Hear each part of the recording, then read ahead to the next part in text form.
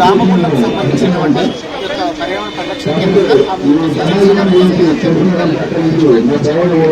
ముందుగా తెలంగాణ ప్రజలందరికీ కూడా నమస్కారాలు.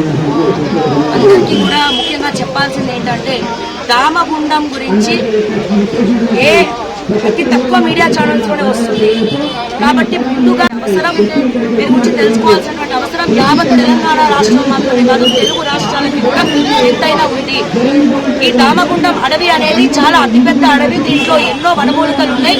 అండ్ అనంత పద్మనాభ స్వామి హిల్స్ అనగానే అనంతగిరి హిల్స్ అనగానే ముందుగా గుర్తొచ్చేది ఇది మరో ఊటీ లాంటిది అని చెప్పి అంటారు.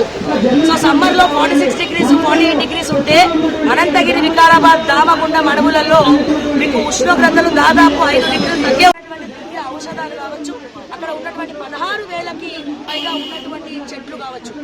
ఈ రోజున కోవిడ్ లాంటివి ఎన్నో మన చుట్టుముట్టి ప్రాణాలు తీసేసినాయి అన్న విషయం కూడా అందరికీ తెలుసు. అప్పుడు కూడా కావాల్సి వచ్చింది ఏంటి? ఆక్సిజన్.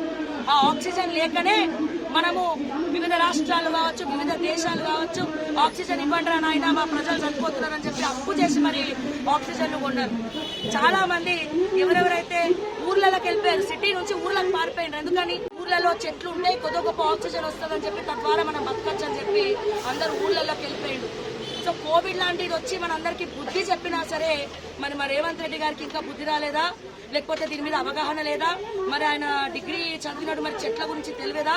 చెట్లే కాదు, సో ఈ ఏదైతే ప్రాజెక్ట్ తీసుకొస్తున్నారో ఈ ప్రాజెక్టు వల్ల చుట్టుపక్కల ఉన్నటువంటి వ్యవసాయ పొలాలు ఏవైతే ఉన్నాయో వాటికి నీరు రాదు. మొత్తం భూమిలో ఆవులు చనిపోతాయి, పక్షులు చనిపోతాయి, జీవరాశులు చనిపోతారు. నల్గొండలో ఫ్లోరైడ్ అన్నాడు, ఇక్కడ మరో ఫ్లోరైడ్ రాబోతుంది. కెమికల్స్ కలిసి తాగునీళ్ళలో కూడా కెమికల్స్ కలిసిపోయి పుట్టబోయే పిల్లలందరూ వికలాంగుల పిల్లలు పుడతారు. మొత్తం 30 సంవత్సరాలు ఇప్పటికే మాసివాటి వచ్చి అందరూ చచ్చిపోతున్నారు. 30 ఏళ్ళకి వస్తుందా 18 ఏళ్ళకి వస్తుందా తెలియట్లే. దీనివల్ల 20 సంవత్సరాలేంది 10 సంవత్సరాల పిల్లలు కూడా చనిపోయే అవకాశం ఉందంటే మన మన మన సంతోషం. మరి మీ మనవాడు గాలి తెచ్చుకోవాలి, ఆ మనవాడుకు మనవాడు పుడతాడు, ఆ మనవాడుకు మనవాడు పుడతాడు, వంశాంకులం అని చెప్పి మీస మొత్తం మెలేస్తారు. మరి మీ ఫ్యూచర్ జనరేషన్స్ అందరి ఫ్యూచర్ జనరేషన్స్ మనుగడ బాగుండాలంటే రామగుండం అడవి బాగుండాలా. రామగుండం స్వచ్ఛమైన గాలులు హైదరాబాద్ ఆక్సిజన్ లాంటిది. ఈ ఆక్సిజన్ మీరు ధ్వంసం చేస్తే మనుషుల ప్రాణాలు కూడా మొత్తం కోల్పోతారు. కొద్ది గొప్ప అడవులు బతుకున్నాయంటే వికారాబాద్ బతుకున్నాయి. మీరు దాన్ని కూడా గుంజుకుంటామంటే ఇక మీ విజ్ఞాన ప్రాజెక్టు మీరు క్యాన్సిల్ చేయాలి. గత ప్రభుత్వం దాన్ని ఇస్తే కొంతమంది ఇట్లనే అడ్వకేట్స్ కొంతమంది ప్రజల కోసం ఆలోచించి ప్రకృతి కోసం ఆలోచించి కొంతమంది ఫైట్ చేస్తూ కోర్టులో స్టే తెచ్చుకున్నారు.